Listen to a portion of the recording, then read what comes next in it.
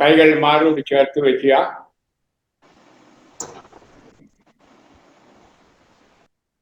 കനിവാൻ നല്ലവനുമായ കർത്താവിൽ ഈ മക്കളെ അങ്ങേ തിരുഹൃദയത്തിലേക്ക് മാതാവിന്റെ വിമല ഹൃദയത്തിലൂടെ ഞാൻ സമർപ്പിക്കുന്നു. കാരണം കർത്താവ് അടുത്ത 1 മണിക്കൂർ സമയം ഈ മക്കളോടൊത്ത് പ്രാർത്ഥിക്കുവാനും അങ്ങ് എന്നോട് പറയുന്നവ സംസാരിക്കുവാനും ഇടയാക്കണമെന്ന് പ്രാർത്ഥിക്കുന്നു. പരിശുദ്ധാത്മാവെ കടന്നു വരണമേ. അങ്ങയുടെ സ്നേഹം, അങ്ങയുടെ സമാധാനം, അങ്ങയുടെ കൃപ ഈ മക്കൾക്ക് നൽകണമേ. കർത്താവേ, വചനം സംസാരിക്കുന്ന വേളയിൽ തന്നെ പരിശുദ്ധാത്മാവിന്റെ അഭിഷേകം ഇവർക്ക് നൽകണമേ. നിന്റെ അരുവിൽ അണഞ്ഞിടുവാൻ, നിന്റെ അരുവിൽ നിന്നു നുകരാൻ, നിന്റെ അരുവിൽ ജീവിക്കുവാൻ എന്നെ അനുഗ്രഹിക്കൂ നാഥ. നിന്റെ വചനത്തിൽ അണഞ്ഞിടുവാൻ, നിന്റെ വചനത്തിൽ നിന്നു നുകരാൻ, നിന്റെ വചനത്തിൽ ജീവിക്കുവാൻ എന്നെ അനുവദിക്കുക നാഥ. നിന്റെ ശക്തി, നിന്റെ ശക്തിയിൽ അണഞ്ഞിടുവാൻ, നിന്റെ ശക്തിയിൽ നിന്നു നുകരാൻ, നിന്റെ ശക്തിയിൽ ജീവിക്കുവാൻ എന്നെ അനുവദിക്കുക നാഥ, എന്നെ അനുവദിക്കുക നാഥ. കർത്താവിൽ പരിശുദ്ധാത്മാവിനെ അയക്കും. ഇവിടെ ഹൃദയങ്ങളെ അറിവ്, ജ്ഞാനം, ധൈര്യം കൊണ്ട് നിറയ്ക്കണമേ. അമ്മേ, നല്ല അമ്മേ, അടുത്ത നിമിഷങ്ങളിൽ പ്രത്യേകിച്ച് ഞങ്ങളോടൊത്തുണ്ടായിരിക്കണമേ. കർത്താവേ, ഇവരോരോരുത്തരെയും അങ്ങ് അറിയുന്നുണ്ട്. തങ്ങളുടെ കുട്ടികൾ അങ്ങയുടെ പക്കലേക്ക് അങ്ങ് വിളിച്ചു. അതിൻ്റെ വേദന, സങ്കടം, സംശയം ഇതെല്ലാം മനസ്സിൽ കിടക്കുന്ന കർത്താവേ മക്കളെ ഈ നിമിഷം അനുഗ്രഹിക്കണമേ. ആന്തരികമായ സൗഖ്യം, വിമോചനം, കൃപ എല്ലാം നൽകണമെന്ന് ദാസൻ പ്രാർത്ഥിക്കുന്നു. ഈശോനാഥ, ഇവരെ ഞാനിപ്പോൾ കാണുന്നത് പുണ്യവതികളായിട്ടാണ്. ഈ പുണ്യവതികളോട് സംസാരിക്കാൻ എനിക്ക് യോഗ്യത തരണമേ, അനുഗ്രഹം തരണമേ. കർത്താവേ, മക്കളെ സന്തോഷത്തോടെ അങ്ങേക്ക് സമർപ്പിച്ചവരാണ്. ഈ സമർപ്പിതയുടെ മുമ്പിൽ കർത്താവേ, ഹൃദയം തുറന്ന ചില കാര്യങ്ങൾ സംസാരിക്കുവാൻ അങ്ങനെ സഹായിക്കണമേ. ഈ നിമിഷം ലോകത്തുള്ള എല്ലാ സ്ത്രീകളെയും അർപ്പിക്കുന്നു. പ്രത്യേകിച്ച് മക്കൾ നഷ്ടപ്പെട്ട എല്ലാ സ്ത്രീകളെയും, ഈ ഗ്രൂപ്പിൽ ഉള്ളവർ മാത്രമല്ല, കർത്താവേ, കേരളത്തിൽ മാത്രമല്ല, ഇന്ത്യയിൽ മാത്രമല്ല, ലോകത്തുള്ള എല്ലാ അപ്രകാരമുള്ള സ്ത്രീകളെയും സ്നേഹപൂർവ്വം അങ്ങേക്ക് അർപ്പിച്ചുകൊണ്ടാണ് ഞാൻ ഈ പ്രോഗ്രാം നടത്തുന്നത്. പ്രത്യേകമായി ഈശോയെ ഇപ്പോൾ ഈ സൂമിലുള്ള ഓരോരുത്തരെയും കടാക്ഷിക്കണമേ. നന്മ നിറഞ്ഞ മറിയമേ സ്വസ്തി, കർത്താവ് അങ്ങയോടുകൂടെ സ്ത്രീകളിൽ അങ്ങ് അനുഗ്രഹിക്കപ്പെട്ടവളാകുന്നു. അങ്ങയുടെ ഉദരത്തിൻ ഫലമായി ഈശോ അനുഗ്രഹിക്കപ്പെട്ടവനാകുന്നു. പരിശുദ്ധ മറിയമേ, തമ്പുരാന്റെ അമ്മേ, പാപികളായ ഞങ്ങൾക്ക് വേണ്ടി ഇപ്പോൾ ഞങ്ങളുടെ മനസ്സമയത്തും തമ്പുരാനോട് അപേക്ഷിക്കണമേ. ആമേൻ. Praise the Lord. നിങ്ങൾക്ക് വേണ്ടി വചനം പറയുവാനായിട്ട് ശ്രമിച്ചപ്പോൾ ഈശോ കാണിച്ച ഒരു ബൈബിൾ വാക്യം പറഞ്ഞുകൊണ്ട് ഈ പങ്കുവയ്ക്കൽ ആരംഭിക്കുന്നു. സഖറിയ പ്രവാചകൻ അധ്യായം 12-10 ഒരു ക്ഷണങ്ങൾക്കെല്ലാം അറിയാവുന്ന ഒരു വചനഭാഗമാണ്. സഖറിയ 12-10 വചനം. ഞാൻ ദാവീദ് ഭവനത്തിൻ്റെയും ജെറൂസലം നിവാസികളുടെ മേൽ കൃപയുടെയും പ്രാർത്ഥനയുടെയും ചൈതന്യം പകരും. അപ്പോൾ തങ്ങൾ കുത്തി മുറിവേച്ചവനെ നോക്കി ഏകജാതനെ പ്രതി എന്ന പോലെ അവർ കരയും. ആദ്യജാതനെ പ്രതി എന്ന പോലെ ദുഃഖത്തോടെ വിലപിക്കും. ഇത് ഒരു പ്രവചന ഭാഗമാണ്. നിശ്ചയമായിട്ടും ഇത് വായിക്കുമ്പോൾ നമ്മുടെ മനസ്സിൽ വരുന്നത് കുരിശിൽ കിടക്കുന്ന ഏകജാതനായ കർത്താവ് ഹൃദയം കുത്തി തുറക്കപ്പെട്ടു, ആളുകൾ അവനെ ഉറ്റുനോക്കുന്നു. അതെ, ഇവിടെ 1000 വർഷങ്ങൾക്ക് മുൻപ് പ്രവാചകൻ പറയുകയാണ്, ഏകജാതൻ അവന്റെ ഹൃദയം കുത്തി മുറിവേൽപ്പിക്കപ്പെടും. അപ്പോൾ അത് കൃപയുടെ അനുഗ്രഹത്തിന്റെ നീർച്ചാൽ ചൈതന്യം ഒഴുകും. അത് അവിടെ നിൽക്കുന്നവര് ഏത് മനോഭാവത്തോടെ, പ്രിയ മക്കളെ, നിങ്ങളുടെ ഹൃദയത്തിലെ മനോഭാവത്തോടെ, ഏകജാതനെ നഷ്ടപ്പെട്ട ആ ദുഃഖത്തോടെ കണ്ടത്. Price the Lord, hallelujah. പ്രിയമുള്ളവരെ, നിങ്ങളൊക്കെ എനിക്കറിയാം മുൻകൂട്ടി എന്നോട് സ്വപ്ന പറയുണ്ടായി. ഈ ഗ്രൂപ്പിലുള്ള ഓരോരുത്തരും തങ്ങളുടെ മക്കൾ നഷ്ടപ്പെട്ടവരാണ്. അപ്പോൾ നിങ്ങൾ ഒന്നിച്ചുകൂടി ഈ പ്രാർത്ഥന നടത്തുകയാണ്. നിങ്ങൾക്ക് വേണ്ടിയും അവർക്ക് വേണ്ടിയും ലോകത്തുള്ള എല്ലാവർക്കും വേണ്ടി. അതെ, നിങ്ങളെ ആത്മന ഞാൻ മനസ്സിലിപ്പോൾ കാണുകയാണ് മക്കളെ. ഞാൻ നിങ്ങളെ കാണുമ്പോൾ കാണുന്നത് വിശുദ്ധരെയാണ്. നിശ്ചയമായിട്ട് വിശുദ്ധർ എന്ന് പറയുന്നത് രൂപക്കൂട്ടിലിരിക്കുന്നവർ മാത്രമല്ല. നമ്മൾ കത്തോലിക്കൽ പലപ്പോഴും അങ്ങനെ ചിന്തിച്ചേക്കും. അല്ല, ഈ ലോകത്തുള്ള എല്ലാവരും വിശുദ്ധരാണ്, വിശുദ്ധരായിരിക്കണം. ഒരു തരത്തിൽ അല്ലെങ്കിൽ മറ്റൊരു തരത്തിൽ. 3 തരത്തിലുള്ള വിശുദ്ധരുടെ കൂട്ടായ്മയാണ് സഭ. ഒന്ന്, സ്വർഗത്തിൽ മഹത്വീകരിക്കപ്പെട്ട സഭ, അത് വിശുദ്ധരുടെ കൂട്ടായ്മയാണ്. ശുദ്ധീകരണത്തിൽ അത് കൂടുതൽ ശുദ്ധി ഉണ്ടാകാൻ ഈശോയെ മുഖത്തോട് മുഖം കാണാനായിട്ട് കിടക്കുന്ന വിശുദ്ധർ. ഈ ലോകത്തിൽ നമുക്കറിയാം, ജഡത്തോടും ലോകത്തോടും പിശാചിനും പോരാടുന്ന വിശുദ്ധർ, അതാണ് നമ്മൾ. അപ്പോൾ തിരുസഭ എന്ന് പറയുന്നത് വിശുദ്ധരുടെ കൂട്ടായ്മയാണ്. ഹല്ലേലൂയ. ഇനി ആ വിശുദ്ധരിൽ വിവിധ ഗ്രേഡുകളുണ്ട്. അത് സഹനത്തിലൂടെ വിശുദ്ധി പ്രാപിക്കുന്ന കൂട്ടരുണ്ട്. അതുപോലെ തന്നെ പ്രസംഗത്തിലൂടെ, അത്ഭുത വരങ്ങളിലൂടെ വിശുദ്ധരാകുന്നവരുണ്ട്. സാധാരണ ജീവിതത്തിലൂടെ വിശുദ്ധരാകുന്നവരുണ്ട്. ചെറിയ ചെറിയ കാര്യങ്ങൾ ചെയ്തുകൊണ്ട് ഒരു വീട്ടമ്മയായിട്ട്, അല്ലെങ്കിൽ ഒരു അപ്പനായിട്ട്, അല്ലെങ്കിൽ ഒരു ജോലിക്കാരനായിട്ട്, ആരായാലും ശരി, ഒരു സഭയിലെ വിശ്വസിക്കുന്ന വ്യക്തി വിശുദ്ധൻ അഥവാ വിശുദ്ധ ആയിരിക്കണം. ഹല്ലേലൂയ. ഈ വിശുദ്ധരാകുക എന്നത് വൈദികർക്കും അല്ലെങ്കിൽ കന്യാസികൾക്കും വേണ്ടി മാത്രം മാറ്റിവെച്ചിരിക്കുന്നതല്ല. ഞാൻ സത്യമായിട്ട് പറയട്ടെ, എൻ്റെ കഴിഞ്ഞ 51 വർഷത്തെ പൗരോഹിത്യ ജീവിതത്തിൽ അൽമേനികളായ വിശുദ്ധരെയാണ് വൈദികരും കന്യാസികൾ എന്നതിനേക്കാൾ ഞാൻ കണ്ടുമുട്ടിയിട്ടുള്ളത്. ഹല്ലേലൂയ. അത് ഏറെ ജീവിതത്തിലെ വിഷമങ്ങളും പ്രശ്നങ്ങളും കുരിശുകളും സങ്കടങ്ങളും പേറിക്കൊണ്ട് പ്രാർത്ഥിച്ച് വിശുദ്ധ കുർബാനയെ സംബന്ധിച്ച് പരസ്പരം സ്നേഹിച്ച് കഴിവുള്ളവരെയൊക്കെ സഹായിച്ച് മുന്നോട്ട് പോകുന്ന ആളുകൾ. ഞാൻ പലപ്പോഴും എന്നെ തന്നെ കർത്താവിന് അർപ്പിച്ച് പ്രാർത്ഥിക്കുമ്പോൾ ഞാൻ കാണുന്നത് ഏറ്റവും വലിയ 2 വിശുദ്ധർ എൻ്റെ അപ്പനും അമ്മയും. ഹല്ലേലൂയ. അതുപോലെ എനിക്ക് ധാരാളം വിശുദ്ധരെ ജീവിക്കുന്നവരുടെ കാണാൻ സാധിക്കണം. ഇപ്പോൾ അതുകൊണ്ടാണ് ഞാൻ പറയുന്നത്, നിങ്ങൾ വിശുദ്ധരാണ്, വിശ്വസിക്കൂ. അത് നിങ്ങളുടെ മുമ്പിലാണ് അത് ഞാൻ ഈ വചനം പങ്കുവെക്കൽ നടത്തുന്നത്.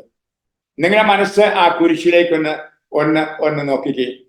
ആ മാതാവ് അവിടെ നിൽക്കുന്നു. ഏകജാതൻ നഷ്ടപ്പെട്ട അമ്മ.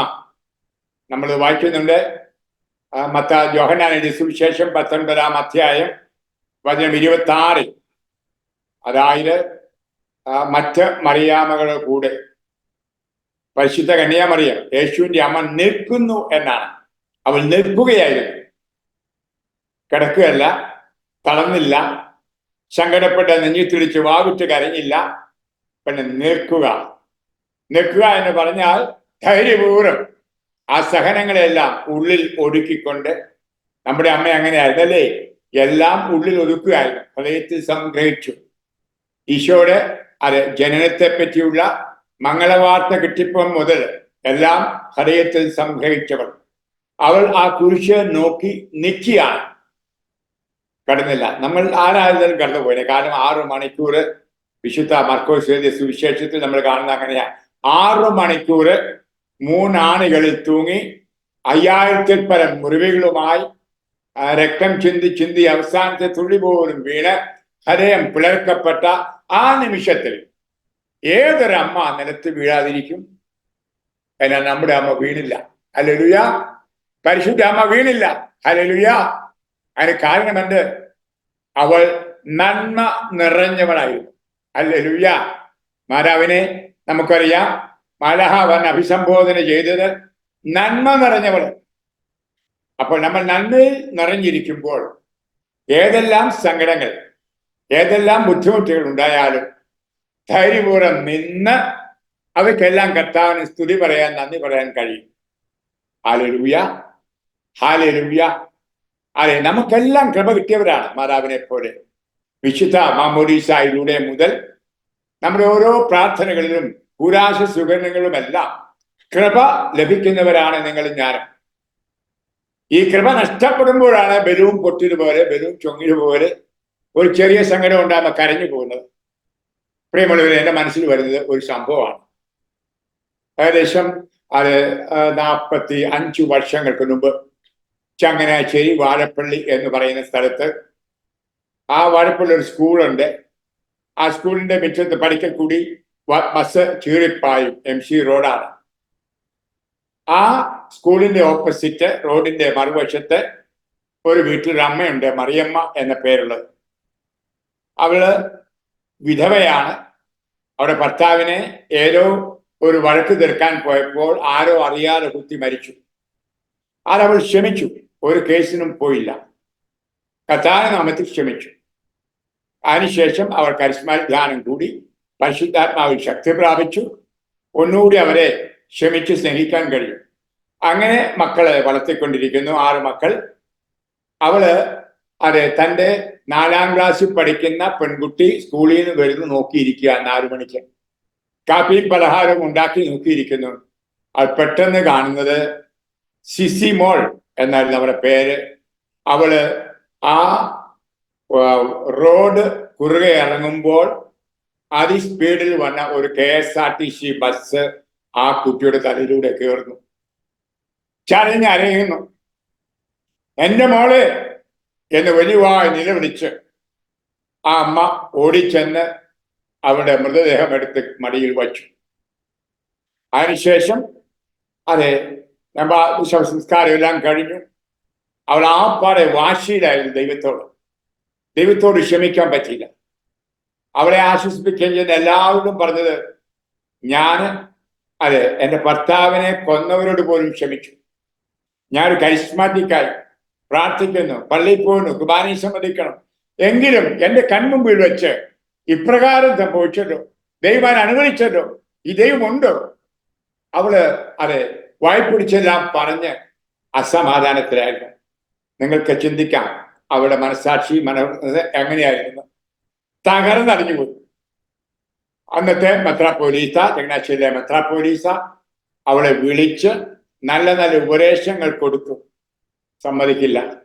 എന്റെ മകളെ കൊന്ന ഈശോയെ എനിക്ക് വേണ്ട, എന്നെ മകൾ ഞാൻ അനുവദിച്ച ദൈവത്തെ എനിക്ക് വേണ്ട, എനിക്കിനി വിശ്വാസവും വേണ്ട, പ്രാർത്ഥനയും വേണ്ട, ഒന്നും വേണ്ട. ആരെല്ലാം ഏത് വൈദികരും പറഞ്ഞു, അപ്പോഴെല്ലാം പറഞ്ഞു.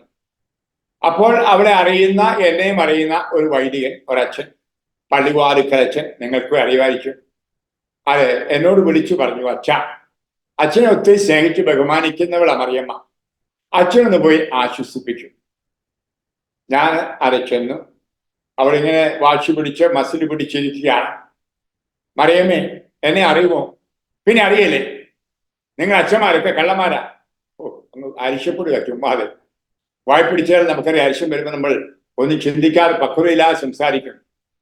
ഞാൻ പറഞ്ഞു, മോളെ എന്താ എത്ര അരിശപ്പെടുന്നത്? അച്ഛൻ അറിഞ്ഞില്ലേ എൻ്റെ കുട്ടിയുടെ തലയിൽ വണ്ടി കയറി മരിച്ചത്? എന്നെ ആശ്വസിപ്പിക്കാൻ വന്നതല്ലേ? അതേ മോളെ, മോക്കൊരു മകളുണ്ടായിരുന്നോ? മോക്ക് മക്കളുണ്ടോ? അവളെന്നെ തുറിച്ചു നോക്കി.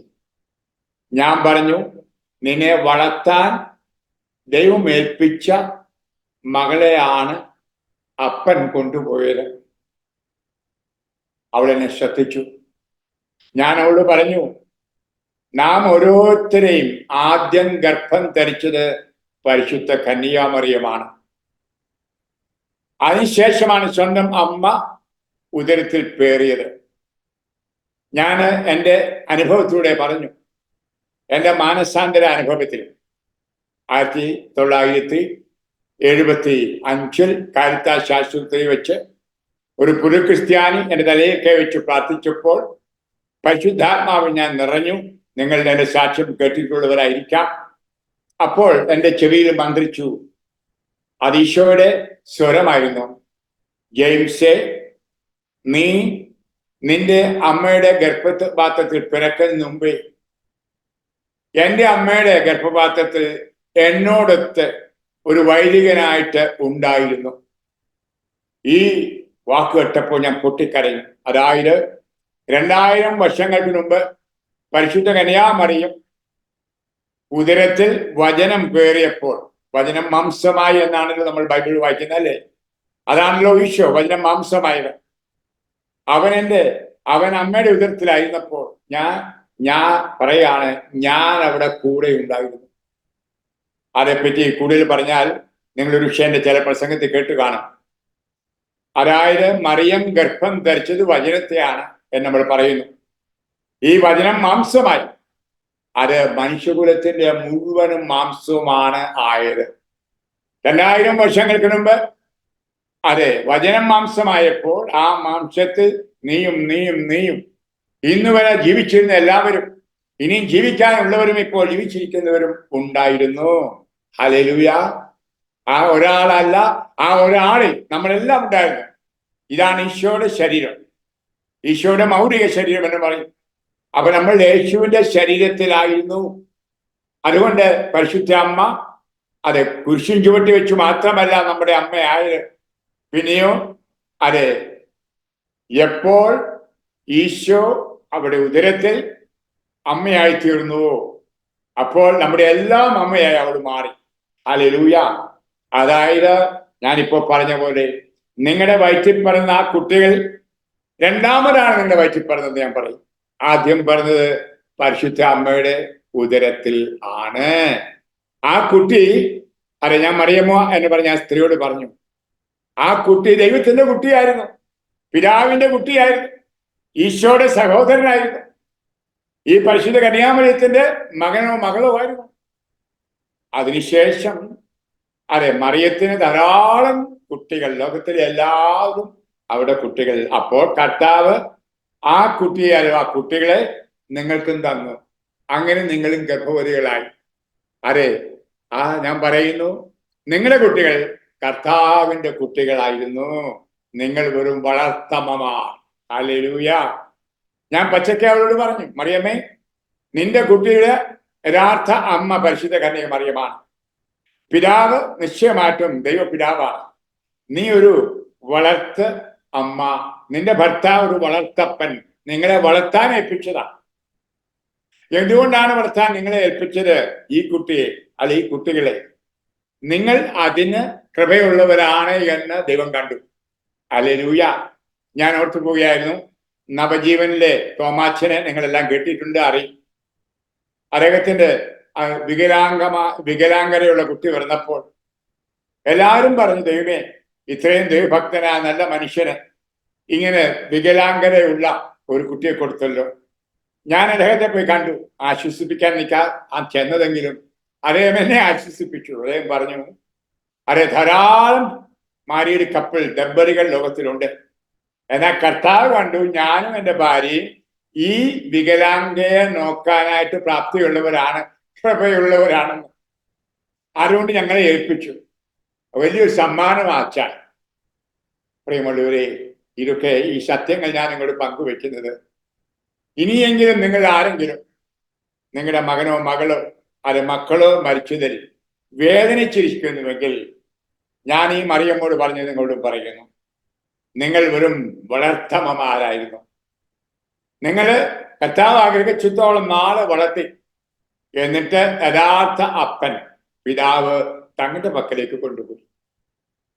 പ്രിയമുള്ളവരെ, ഈ സത്യം മറിയമ്മോട് പറഞ്ഞപ്പോൾ എൻ്റെ 2 കൈക്കും പിടിച്ചു ഞെരുക്കിക്കൊണ്ട് പറഞ്ഞു, അച്ഛാ, ഞാൻ ദൈവത്തോട് ക്ഷമിക്കുന്നു. ലോകത്ത് എത്ര പേരുണ്ടെന്നറിയാവോ ദൈവത്തോട് ക്ഷമിക്കാത്തവർ?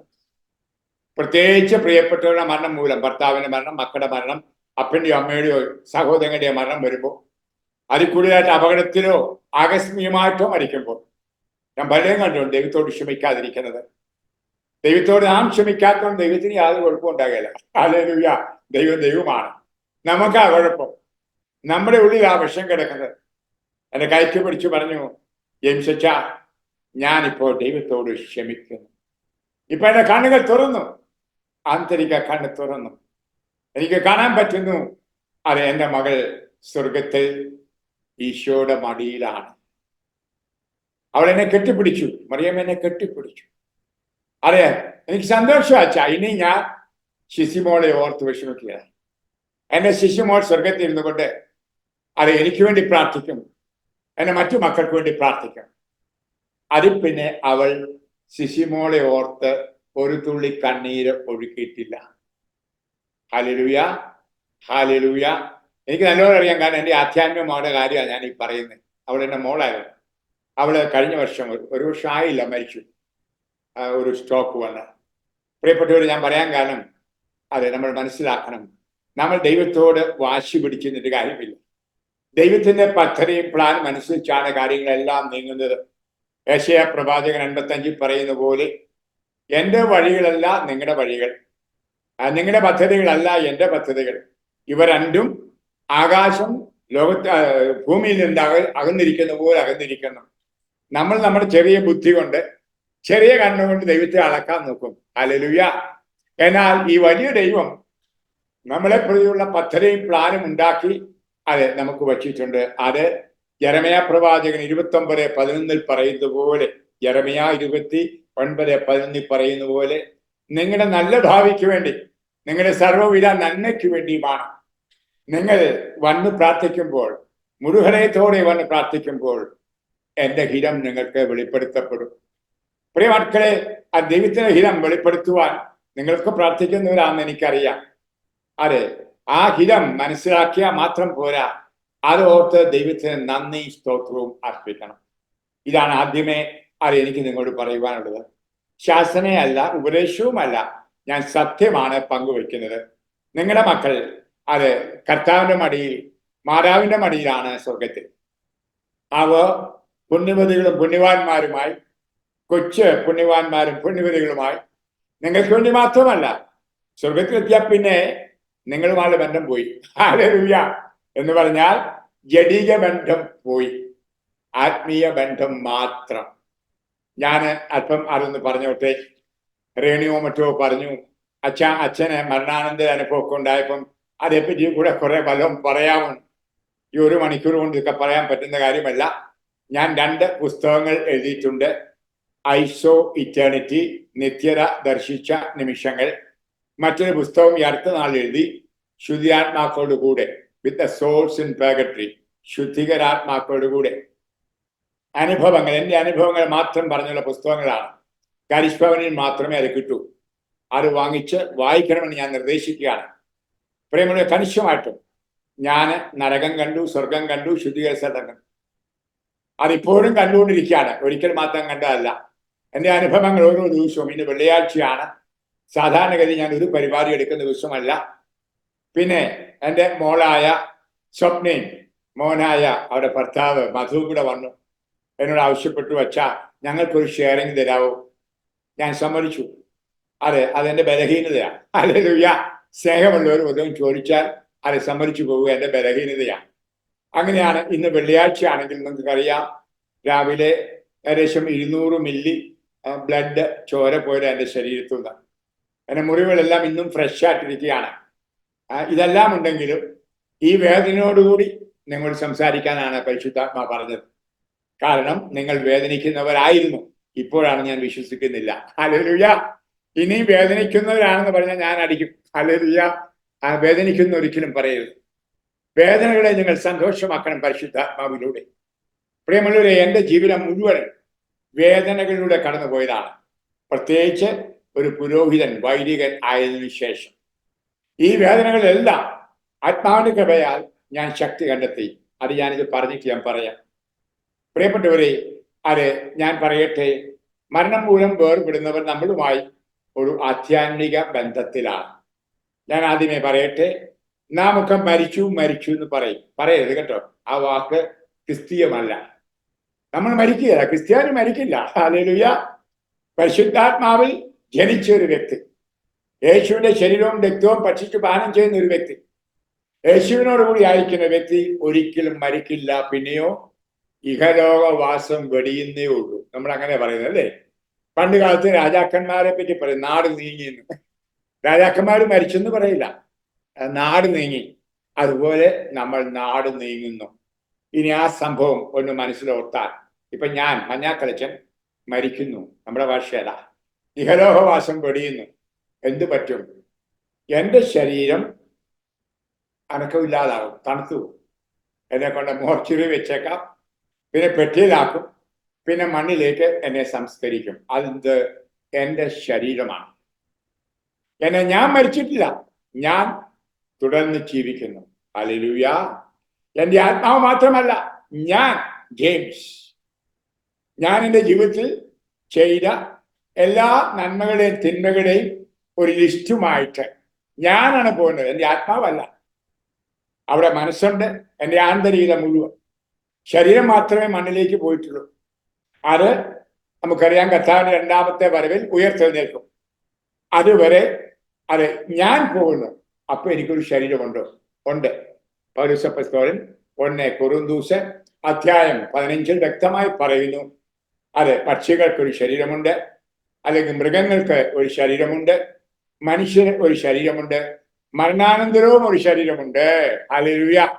എന്ന് പറഞ്ഞാൽ കർത്താവായ ദൈവം എനിക്ക് ഒരു ശരീരം തരും. ഈ മണ്ണിലേക്ക് പോയ ശരീരമല്ല, ആത്മീയ ശരീരം. അതാണ് പൗലോസ് പറയുന്നത്.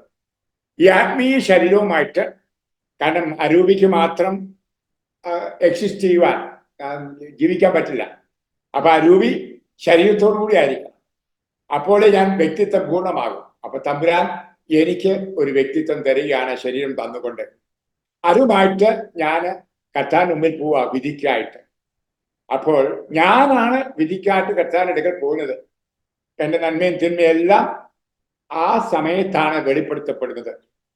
ഓക്കെ, അവിടെ വെച്ചാണ് വിധി ഉണ്ടാകുന്നത്.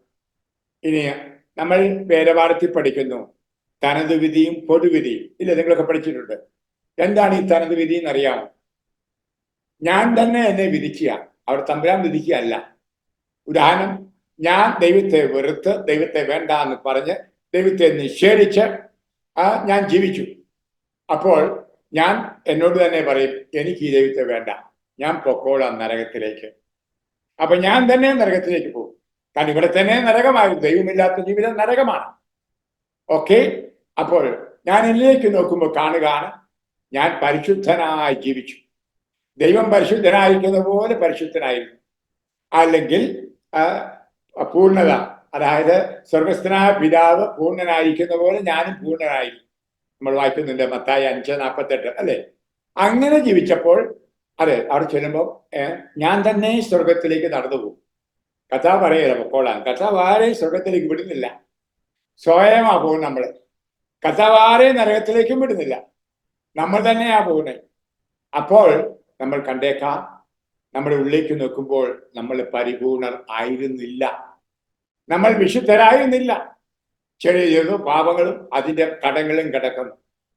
അപ്പോൾ ഞാൻ കർത്താവിനെ കാണുമ്പോൾ എനിക്ക് മനസ്സിലാക്കുന്നു, അതിപരിശുദ്ധിയിലായിരിക്കുന്ന കർത്താവിൻ്റെ അടുക്കൽ പോകാൻ ഞാൻ യോഗ്യനല്ല, യോഗ്യയല്ല.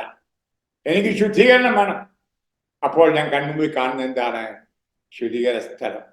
ഒരു സ്ഥലം, എനിക്ക് എന്നെ തന്നെ വിശുദ്ധീകരിച്ച് എന്നെ കർത്താവിൻ്റെ അടുക്കൽ പോകാൻ പറ്റുന്ന ഒരു സ്ഥലം.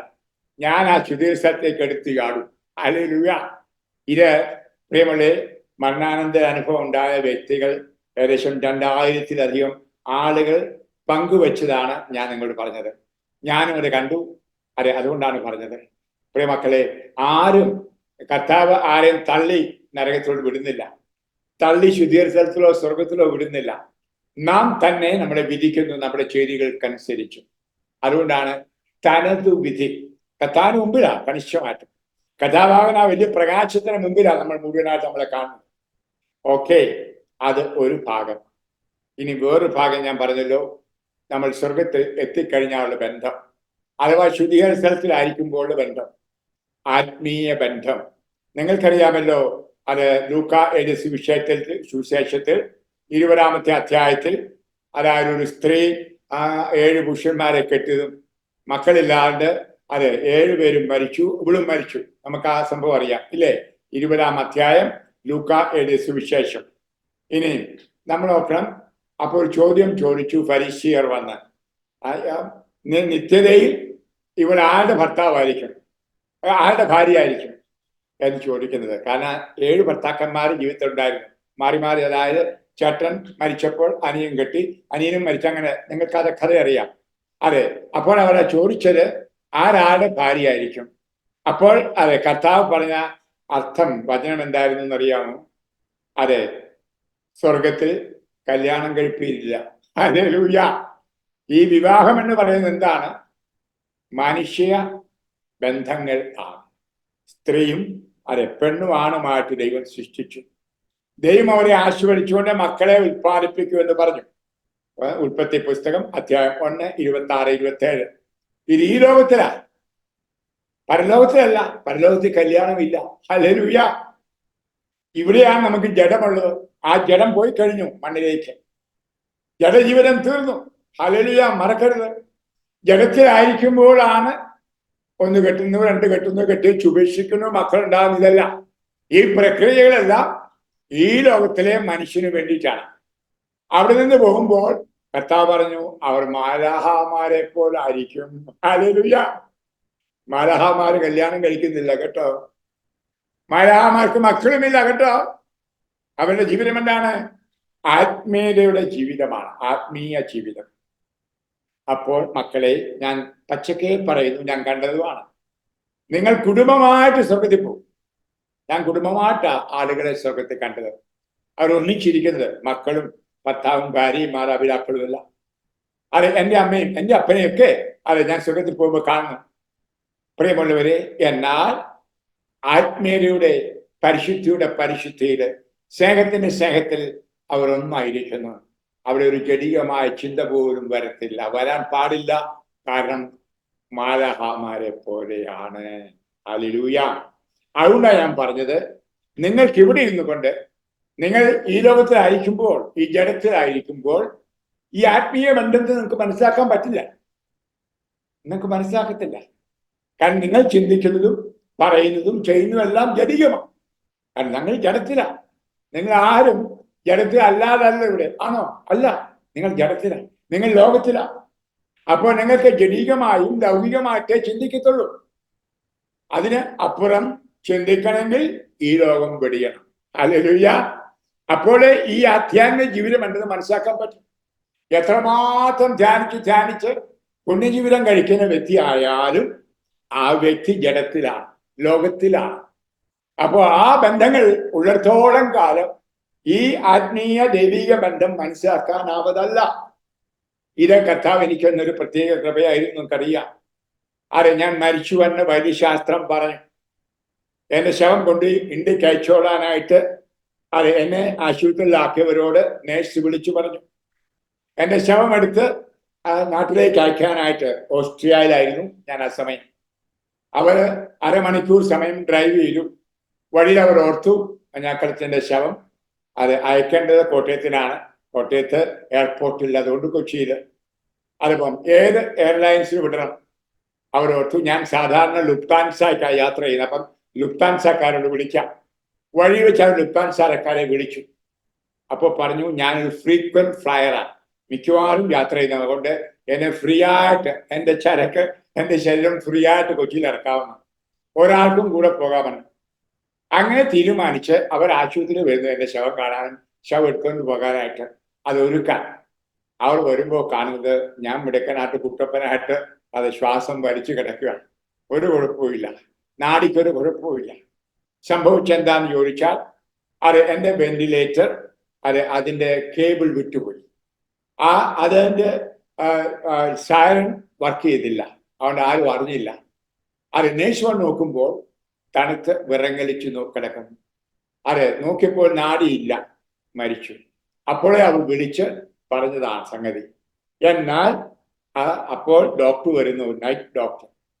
അയാൾ നോക്കിയപ്പോഴും മരിച്ച പോലെ കിടക്കുന്നു. പക്ഷേ അയാൾ പരിശോധന കണ്ടപ്പോൾ ഞാൻ മരിച്ചിട്ടില്ല. ഹല്ലേലൂയ.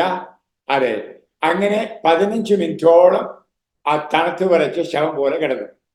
ഈ അവസരത്തിൽ ആണ് ഞാൻ ഈ ആത്മീയമായ നിത്യത കണ്ടത്.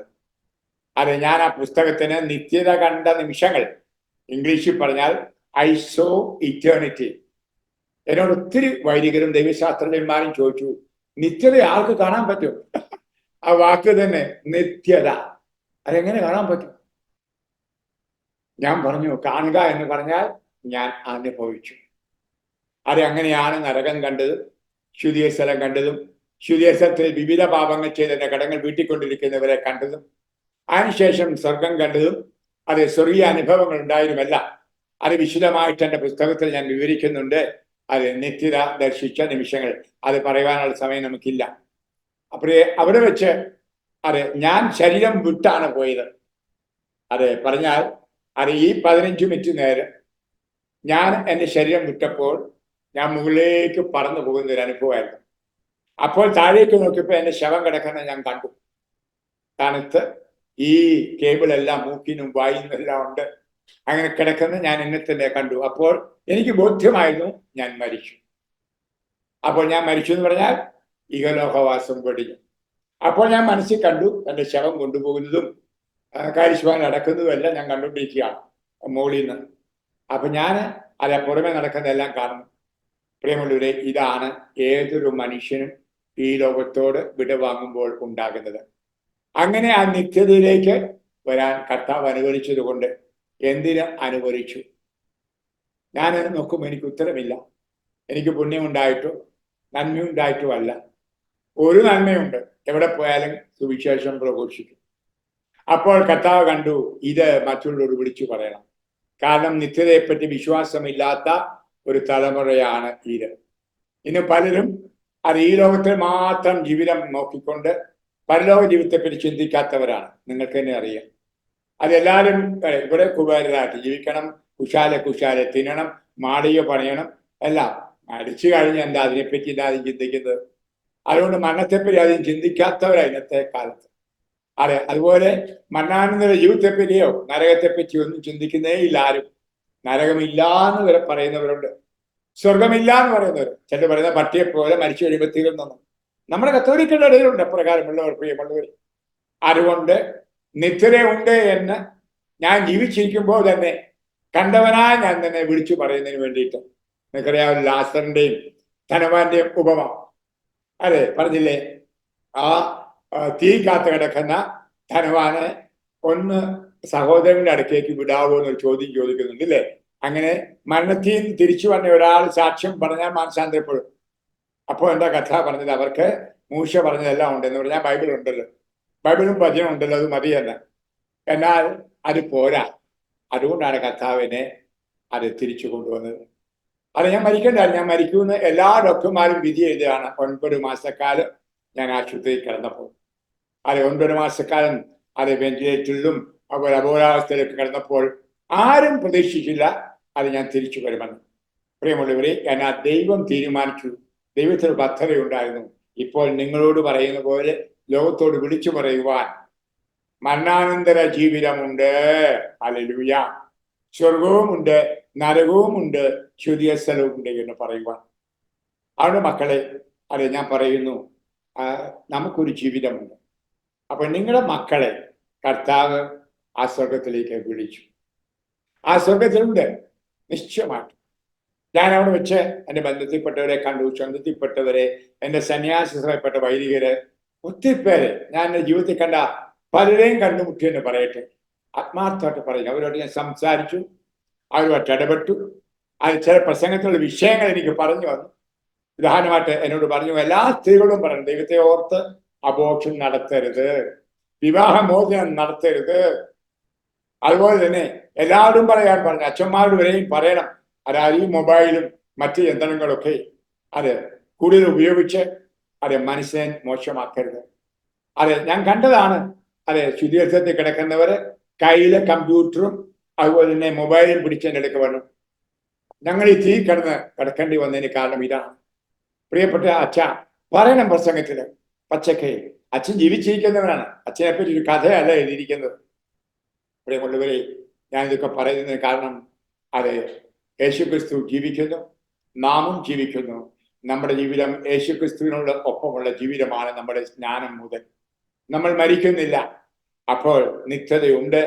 അതിനായിട്ട് കാത്തിരിക്കണം. ഇനി ഞാൻ നിത്യതയെ കണ്ട ആളുകളെല്ലാം സന്തോഷം, ശുദ്ധീകരണത്തിൽ കിടക്കുന്നവരായാലും സന്തോഷത്തിന്റെ ആളുകളെയാണ് കണ്ടത്. സ്വർഗത്തിലെ സന്തോഷമാണെന്ന് പറയാതെ നമുക്കറിയാമല്ലോ. സ്വർഗം സന്തോഷമാണ്. ശുദ്ധീകരണത്തിലും സന്തോഷത്തിൽ അവർ കിടക്കുന്നത്. എന്താന്ന് വെച്ചാൽ അവിടെ വലിയ പ്രതീക്ഷ. എന്താണ്? കർത്താവിനെ നേരിട്ട് കാണാം, സ്വർഗത്തിൽ പോകാം. അതാണ് നരകവുമായിട്ടുള്ള വ്യത്യാസം. നരകത്തിൽ ആ പ്രത്യാശയില്ല. എന്നേക്കും നരകത്തിലാണ്. എന്നാൽ ശുദ്ധീകരണമാക്കൊക്കെ അറിയാം. അപ്പൊ ആ സന്തോഷം അവിടെ കാണാൻ സാധിക്കുന്നു. പ്രിയമുള്ളവരെ, അത് ഞാനിപ്പോൾ ആ സംഭവത്തിന് ശേഷം എന്റെ പ്രാർത്ഥനകളിൽ ഇപ്പൊ തന്നെ നിങ്ങളുടെ പരിപാടി കഴിഞ്ഞാൽ ഞാൻ ബെഡിൽ പോകും. എനിക്ക് ഉറങ്ങാൻ പറ്റത്തില്ല. ഒരു ദിവസം 2 മണിക്കൂർ ഉറങ്ങിയാൽ വലിയ ഉറക്കമാകട്ടോ എനിക്ക്. അതുപോലും എനിക്കില്ല. കാരണം വേദന. കർത്താവ് മനഃപൂർവ്വമായി വേദന എനിക്ക് തന്നത്. എന്നാൽ ഉറക്കളച്ച് പ്രാർത്ഥിക്കുക. ഈ പ്രാർത്ഥനാ നിമിഷത്തിൽ പ്രിയമുള്ളവരെ, ലോകത്തുള്ള നിങ്ങൾക്ക് വേണ്ടി, മറ്റുള്ളവർക്ക് വേണ്ടിയൊക്കെ ഞാൻ പ്രാർത്ഥിക്കുന്നുണ്ട്. മാത്രമല്ല, കർത്താവ് എന്നെ ശുദ്ധീകരണത്തിൽ കൊണ്ടുപോകും. ഞാൻ അവിടെയുള്ള ആത്മാക്കളെ കാണും, അവരൊത്ത് പ്രാർത്ഥിക്കും. ഞാൻ അവരുടെ പാപങ്ങളേറ്റ് ഈശോയോട് പറഞ്ഞ് മാപ്പ് മേടിക്കും. അവരൊന്നിച്ചുള്ള ആ പ്രാർത്ഥനയൊക്കെ വലിയ അനുഭവങ്ങളാണ്, പറഞ്ഞാൽ തീരില്ല. പ്രിയമുള്ളവരെ, അതൊക്കെ എൻ്റെ ഈ അടുത്ത നാൾ എഴുതിയ പുസ്തകത്തിൽ ശുദ്ധിയാത്മാക്കളോട് കൂടെ എന്ന പുസ്തകത്തിൽ എഴുതിയിട്ടുണ്ട്. അതെ, ഇതൊക്കെ സത്യങ്ങളാണ്, ഒരു മിഥ്യയല്ല, കഥയല്ല. ജീവിച്ചിരിക്കുന്ന മഞ്ഞാക്കളച്ചനാണ് ഇത് നിങ്ങളോട് പറയുന്നത്. ഹല്ലേലൂയ. ഞാൻ മരിച്ചിട്ട് എന്നെ പറ്റി ആരെങ്കിലും എഴുതിയതല്ല. അപ്പൊ ഞാൻ നിങ്ങളോട് നേരിട്ട് പറയുന്നു, നിങ്ങളുടെ മക്കൾ, അതെ, ഞാൻ സ്വപ്ന എന്നോട് ഇത് ആവശ്യപ്പെട്ടപ്പോൾ മുതൽ, അതിനുശേഷം രേണു എന്നെ പലപ്പോഴും വിളിച്ചു, കിട്ടിയില്ല എന്ന് പറഞ്ഞു. എന്തുകൊണ്ടാണെന്ന് അറിയത്തില്ല. ഒരു വിഷയന്റെ ടെലഫോണിന്റെ കുഴപ്പമായിരിക്കാം. ഏതായാലും ശരി, അതെ സ്വപ്ന എന്നെ വിളിച്ച നിമിഷം മുതൽ ഞാൻ നിങ്ങൾക്ക് വേണ്ടി പ്രാർത്ഥിക്കുകയായിരുന്നു. അതെ, ഈ ദിവസങ്ങളിൽ നിങ്ങളുടെ കുട്ടികളെ പലരെയും ഞാൻ കണ്ടു സന്തോഷത്തോടെ. ഇന്ന് രാവിലെയും പ്രാർത്ഥനാ സമയത്ത് മാലാഹമാരെ പോലെ എൻ്റെ തോളിലും മടിയിലൊക്കെ അതിൽ ചിലർ വന്നിരുന്നു. എന്നിട്ട് എനിക്ക് നേരിട്ട്, ഞാൻ ഈ ഭൂമി ഒഴിച്ച് അവർ നിങ്ങളുടെ മക്കൾ ആരെയും കണ്ടിട്ടില്ല. അവരൊന്ന് ഐഡന്റിഫൈ ചെയ്തു. അവർ പറഞ്ഞു, ഇതാണ് എൻ്റെ അമ്മ. ഇന്ന് അച്ഛൻ്റെ പ്രസംഗം കേൾക്കും, ഇന്ന് അമ്മ അച്ഛനോട് പ്രാർത്ഥിക്കും. ഞാൻ സ്വർഗത്തിലാന്ന് പറയണേ കേട്ടോ അച്ഛാ. അതെ, അപ്പൊ ഞാൻ ഈ സന്തോഷവരം കേട്ട് അവരെ ഓമനിച്ച് ഉമ്മയൊക്കെ കൊടുത്ത് മടിയിലിരിക്കുകയും എൻ്റെ ചുറ്റും ഈച്ച വരുന്ന പോലെ എന്ന് പറയാം. ഈ കുട്ടികൾ ഓരോരുത്തരായിട്ട് എൻ്റെ കുട്ടികൾ വന്നു. ഇത് വിശ്വസിക്കൂ മക്കളെ, ഞാൻ നുണ പറയല്ല, നിങ്ങളെ ആശ്വസിപ്പിക്കാൻ പറയല്ല. നിങ്ങൾ ആശ്വസിപ്പിക്കപ്പെട്ടവരാണെന്ന് എനിക്കറിയാം. നിങ്ങൾ പലരും കരിസ്മാറ്റിക് ധ്യാനമൊക്കെ ദാനിയേലച്ചൻ്റെ കൂടെയും മറ്റ് വിശുദ്ധരായ വരികളുടെ കൂടിയിട്ടുള്ളവരാണ്. അപ്പോൾ നിങ്ങൾക്ക് ആശ്വാസം കിട്ടി, ആന്തരിക സൗഖ്യം കിട്ടിയവരാണ് എന്ന് എനിക്ക് ബോധ്യമുണ്ട്. എങ്കിൽ പ്രിയമുള്ളവർ, നിങ്ങളുടെ സന്തോഷം കൂടുതൽ പൂർത്തിയാകാൻ വേണ്ടി പറയാം. അത് നമുക്ക്, ഞാൻ പറഞ്ഞല്ലോ, 2 ബന്ധങ്ങൾ ഈ ലോകത്തിൽ. 2 ബന്ധങ്ങളുണ്ട്. ഒന്ന് ആത്മീയ ബന്ധം, മറ്റൊരു ശാരീരിക ബന്ധം, ജഡിക ബന്ധം. ഈ ലോകത്തിലായിരിക്കുമ്പോൾ നമ്മൾ ആ ശാരീരിക ബന്ധം, ജഡിക ബന്ധത്തിലാണ്. അപ്പോൾ നമുക്ക് ആത്മീയ ബന്ധം മനസ്സിലാക്കാൻ ബുദ്ധിമുട്ടും. എനിക്ക് അത് നല്ലപോലെ മനസ്സിലാക്കാൻ കഴിയുന്നുള്ളത് കൊണ്ട് നിങ്ങളോട് പറയുന്നു മക്കളെ, നിങ്ങൾ പരിശുദ്ധവും നിർമ്മലവും നിഷ്കളങ്കവുമായ സ്നേഹത്തിൽ ജീവിക്കുക. ഇവിടെ ഉപദേശമായിട്ട് എൻ്റെ സമയം തീരാൻ പോകുന്നത് കൊണ്ട് ഒരു ഉപദേശം എനിക്ക് പറയാനുള്ളത്, ഞാൻ സ്വർഗത്തിൽ വെച്ച് പലരെയും കണ്ട കൂട്ടത്തിൽ മക്കളില്ലാത്ത ദമ്പതികളെ കണ്ടു. ഹല്ലേലൂയ. പ്രായമുള്ളവര് 80 കഴിഞ്ഞ് മരിച്ച 2 പേരും ഒത്തിരി സന്തോഷത്തോടെ സ്വർഗത്തിൽ 2 പേരെയും കണ്ടു. അപ്പോൾ അതിൻ്റെ അർത്ഥം എന്ന് പറഞ്ഞത് എന്താണ്? അച്ഛൻ എനിക്ക് ഏറെ സന്തോഷം. ഞാൻ ചോദിച്ചു, കാരണം മക്കൾ ഒത്തിരി ഉണ്ടോ? കൊച്ചു മക്കളുണ്ടോ? ഇല്ല, ഞങ്ങൾക്ക് മക്കൾ തമ്പുരാൻ തന്നില്ല. അപ്പോഴേക്ക് എൻ്റെ പ്രിയമുള്ളവരെ, എൻ്റെ പ്രിയ അനിയത്തിമാരെ, പെങ്ങന്മാരെ, എൻ്റെ മക്കളെ, ഞാൻ മക്കളെ ഞാൻ സാധാരണ വിളിക്കുന്നത്. എനിക്കും പ്രായമായി, 78 വയസ്സായി. എനിക്ക് മക്കളെ എന്ന് വിളിക്കാൻ നിങ്ങൾ വിളിച്ചോട്ടെ. ഹല്ലേലൂയ. നിങ്ങൾ എൻ്റെ മക്കളായിട്ട് ഞാൻ സ്നേഹിക്കുകയാണ്. അവർ പറഞ്ഞ എന്താണെന്നറിയാമോ? അത് പറഞ്ഞുകൊണ്ടിരിക്കുമ്പോൾ ഒരു 200-300 സ്വർഗത്തിലെ കുട്ടികൾ ഓടി വന്നാണ് സന്തോഷത്തോടെ. അനുമാനിച്ചോ മനുഷ്യൻ? സ്വർഗത്തിലെ പിള്ളേരെന്ന് പറയുമ്പോൾ മലഹാമാരെ പോലെ ഇങ്ങനെ പറന്നാ വരുന്നത്. വെള്ളവസ്ത്രമെല്ലാം ധരിച്ചു. ഇതെല്ലാം എൻ്റെ മക്കളാണ്. ആ തന്ത അപ്പം പറഞ്ഞു, ഇതെല്ലാം എൻ്റെ മക്കളാണ്. അപ്പൊ ഞാൻ ചോദിച്ചു, അതെങ്ങനെ നിങ്ങളുടെ മക്കളായ മറ്റുള്ള മക്കളല്ലേ? അല്ല അച്ഛാ, ഡോക്ടർമാർ പറഞ്ഞു ഞങ്ങൾക്ക് ഇനി മക്കളുണ്ടാകില്ല. ഞാൻ മച്ചനും എൻ്റെ ഭാര്യ മച്ചിയാണ്. അന്ന് മുതൽ ഞങ്ങൾ തീരുമാനിച്ചു, കാണുന്ന കുട്ടികളെയെല്ലാം മനസ്സുകൊണ്ട് അഡോപ്റ്റ് ചെയ്യുക. മനസ്സുകൊണ്ട് അഡോപ്റ്റ് ചെയ്യുന്നില്ല, മനസ്സുകൊണ്ട് എടുക്കുക, മക്കളാക്കി. അനാഥമായിട്ടല്ല, എല്ലാ മക്കളും. അവിടെ പള്ളിയിൽ പോകുമ്പോഴും വഴിയെ പോകുമ്പോഴും കുട്ടികളെ കാണുമ്പോൾ അവർക്ക് വേണ്ടി പ്രാർത്ഥിച്ചു പറയും, അതെൻ്റെ മോളായിശോയെ, അതെൻ്റെ മോനായിശോയെ, അവനെ അനുഗ്രഹിക്കണം, മനസ്സുകൊണ്ട് പ്രാർത്ഥിക്കണം. അങ്ങനെ അത് ലോകത്തിൽ ഏത് മക്കളെ കണ്ട, കൊച്ചു മക്കളെ കണ്ടാലും എൻ്റെ മക്കളാണ്, എൻ്റെ മക്കളാണ്. ഞങ്ങൾ രണ്ടുപേരും മാത്രമല്ല, ഉള്ള പണം കൊണ്ടും ഞങ്ങൾക്ക് ചെലവിന് മിച്ചമുള്ളതല്ല ഞങ്ങൾ കൊച്ചു കുട്ടികൾക്ക് കൊടുക്കുമായിരുന്നു, അവരെ സഹായിക്കാൻ.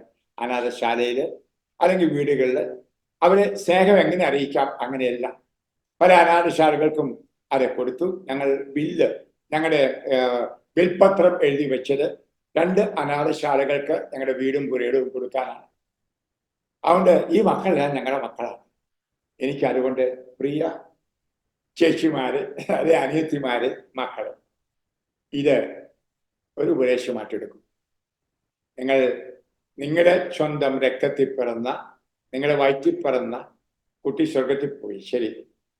എന്നാൽ ധാരാളം കുട്ടികളെ നിങ്ങൾക്ക് അഡോപ്റ്റ് ചെയ്യാൻ സാധിക്കും, ദത്തെടുക്കാൻ കഴിയും. ദത്തെടുക്കൽ തുടങ്ങി തമ്പുരാൻ ആദ്യം. നമ്മളെല്ലാം ദത്തുമക്കളാണ്.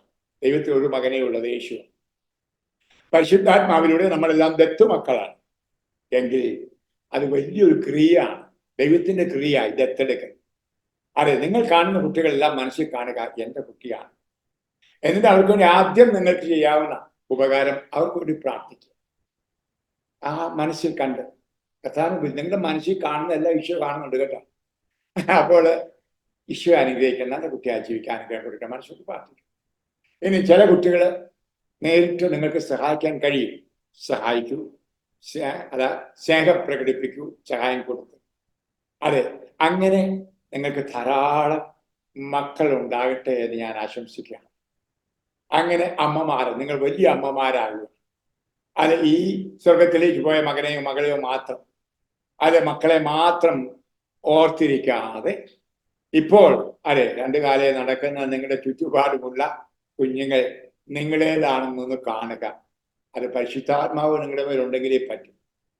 ആ കൃപയുണ്ടെങ്കിൽ, ഇതാണ് പരിശുദ്ധ കന്യാമറിയം ആ കുരിശിൻ ചുവട്ടി വെച്ച് ആ കുരിശയെ നോക്കിയപ്പോൾ ഏകമകൻ അതിദാരുണമായി കൊലപാതകയെ പോലെ ക്രിമിനലായിട്ട് മരിക്കുമ്പോൾ നിന്നത് അവിടെ ഉള്ള സന്തോഷം. എൻ്റെ ഇവനിലൂടെ ലോകം മുഴുവൻ രക്ഷിക്കപ്പെട്ടു, അവരെല്ലാം എൻ്റെ മക്കളാണ്. ഹല്ലേലൂയ. ഞാൻ ആ അമ്മയാണ്. അത് കാണുന്ന കുരിശിന്റെ ചുവട്ടിൽ സന്തോഷത്തോടെ നിൽക്കുക. അതുകൊണ്ടാണ് നിരത്ത് കിടന്ന് ബഹളം വയ്ക്കാഞ്ഞത്. ജീവന്റെ ഈ മരണത്തിലൂടെ കോടിക്കണക്കിന് ജനം എൻ്റെ മക്കളാകുന്നു, അവരെല്ലാം ദത്തെടുത്തു. അത് ഇന്ന് അതുകൊണ്ട് നമ്മൾ പരിശുദ്ധ കന്യാമറിയത്തെ അമ്മയെന്ന് വിളിക്കുന്നു. ആ അമ്മ കണിശമായിട്ടും എന്നെ നിങ്ങളെയും സ്നേഹിക്കുന്നത്, വാത്സല്യിക്കുന്നത് സ്വന്തം മകനും മകളുമായിട്ടാണ്. ഈ യാഥാർത്ഥ്യങ്ങൾക്ക് നിങ്ങൾ ആന്തരിക കണ്ണുകൾ തുറക്കണമേ. അതുകൊണ്ട് അതെ, നമുക്ക് അതെ ധാരാളം മക്കളെ സ്വന്തമാക്കാൻ കഴിയും. ഇന്ന് നമുക്കറിയാം, നമ്മുടെ കുട്ടികളൊക്കെ ഈ യുഗത്തിൽ തലമുറയെല്ലാം മോശമാണ്. നമുക്കറിയാം, മദ്യമായിട്ടും മയക്കുമരുന്നായിട്ടും അശീലമായിട്ടും മോശമാകുന്നു. നിങ്ങൾ മാനസാന്തരപ്പെടണമേ എന്ന് പ്രാർത്ഥിക്കുന്നുണ്ട്, നല്ല കാര്യം. അതെ, അത് ഉപരിയായിട്ട് നിങ്ങളൊന്ന് അഡോപ്റ്റ് ചെയ്യുക. അപ്പോൾ നിങ്ങൾക്ക് ഫീലിംഗ് ഉണ്ട്, നിങ്ങൾ സ്വന്തമായി നിങ്ങൾ കാണുമ്പോൾ വിഷമം തോന്നും. വിഷമത്തോടെ പ്രാർത്ഥിക്കണം, അതെ, കണ്ണീരോടെ പ്രാർത്ഥിക്കണം. എൻ്റെ മകൻ ഇതാ കള്ളു കുടിച്ചാണ്, എൻ്റെ മകൻ ഇതാ മയക്കുമരുന്ന് അടിമയാണ്, എൻ്റെ മകൻ ഇതാ അശുദ്ധിയിൽ ജീവിക്കണം. നിങ്ങൾക്ക് നിങ്ങളുടെ അതെ വയറ്റിൽ പറഞ്ഞ മക്കനോടോ മകളോടോ ഏത് സ്നേഹമുണ്ടായിരുന്നു, ഈ സ്നേഹം കൊണ്ട് അതെ കർത്താവിനോട് പറയും. ഞാൻ പറയുന്നു, നിങ്ങളുടെ പ്രാർത്ഥന കർത്താവ് കേൾക്കും എന്ന്.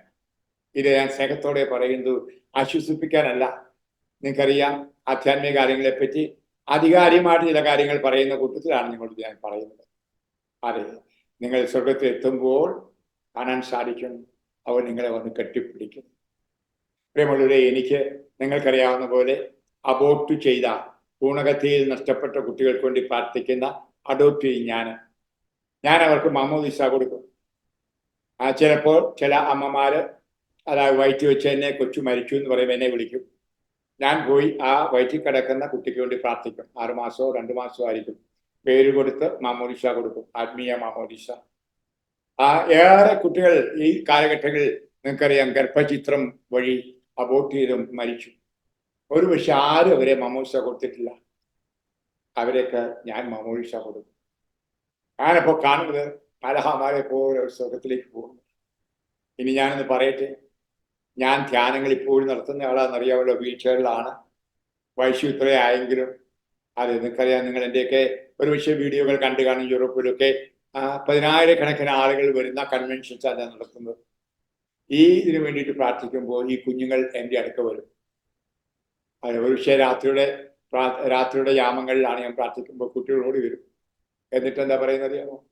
എൻ്റെ അപ്പനും അമ്മയും ധ്യാനത്തിന് വരുന്നുണ്ട് കേട്ടോ, എൻ്റെ മൂത്ത ചേച്ചി വരുന്നുണ്ട് കേട്ടോ, ഒത്തിരി 3 കുട്ടികളെ കളഞ്ഞതാണ്. അവരുടെ കാര്യങ്ങളൊക്കെ എനിക്ക് പറഞ്ഞു തരും, പേരും പറയും. ചിലർ പറയും രോഗിയാണ്, എൻ്റെ അമ്മയ്ക്ക് ക്യാൻസറാണ്, എൻ്റെ പപ്പായ്ക്ക് ഹാർട്ട് അറ്റാക്ക് ആണ്, വരുന്നുണ്ട് അച്ഛൻ്റെ ധ്യാനത്തിൽ പ്രാർത്ഥിക്കണം കേട്ടോ. അപ്പൊ ഞാൻ ചോദിക്കും പേരെന്താ? അപ്പൊ പേരും പറയും. ഞാനൊരു കടലാസ് അത് കുറിച്ചു വെക്കും. എന്നിട്ട് ഈ കൺവെൻഷൻ നടത്തുമ്പോൾ പരിശുദ്ധാത്മാവ് തോന്നിക്കുന്നത് ആ പേര് വിളിച്ചു പറയും. അവരവിടെ ഉണ്ട്, അവർക്ക് സൗഖ്യവും കിട്ടും. അതുപോലെ ഈ കുഞ്ഞുങ്ങൾ പറയും, അച്ഛൻ ധ്യാനം വയ്ക്കുമ്പോൾ ഞങ്ങളും ഉണ്ടായിരിക്കും ഈശോയൊക്കെ പ്രാർത്ഥിച്ചുകൊണ്ട് അച്ഛന് വേണ്ടി. ഞാൻ പറയുന്നു, ഈ ലോകത്ത് ധാരാളം പേര് എനിക്ക് വേണ്ടി മധ്യസ്ഥ പ്രാർത്ഥന നടത്തുന്നുണ്ട്. എന്നാൽ അതിലുപരിയായി ചൂടുള്ള ഈ കുഞ്ഞുങ്ങളുടെ പ്രാർത്ഥന എനിക്ക് കിട്ടുന്നുണ്ട്.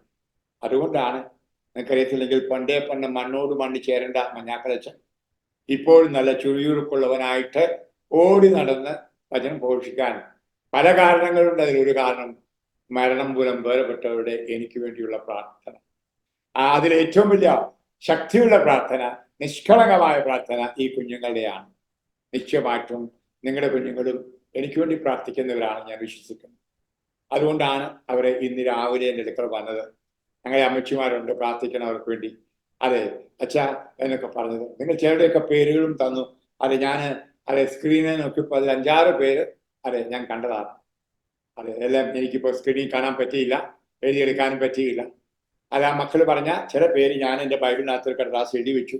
അതൊക്കെ ഞാൻ കണ്ടുപിടി ചെയ്തൊക്കെ. പ്രിയമുള്ളവർ, ഞാൻ പറയുന്നത് സത്യമാണ്. ജീവിതമുണ്ട്. ആ ജീവിതം ഈ ലോകത്തിൽ മാത്രമല്ല. നമ്മുടെ കർത്താവിൽ നിന്നു നമ്മുടെ പൗരത്വം പൗരസ്യ പറയുന്നല്ലോ സ്വർഗത്തിലാണ് യഥാർത്ഥ പൗരത്വം. നമ്മൾ വായിക്കുന്നുണ്ട് ഫിലിപ്പിയർ 3:20. ഞാൻ ബൈബിൾ ക്ലാസ് എടുക്കുവാനല്ല നിങ്ങളുടെ അടുക്കൽ ഇപ്പോൾ ഇരുന്നത്. കുറെ സത്യങ്ങൾ, നഗ്നമായ സത്യങ്ങൾ നിങ്ങളോട് പറയുവാനായിട്ട് ആയി. ചിലതാണ് ഞാൻ പങ്കുവെച്ചത്.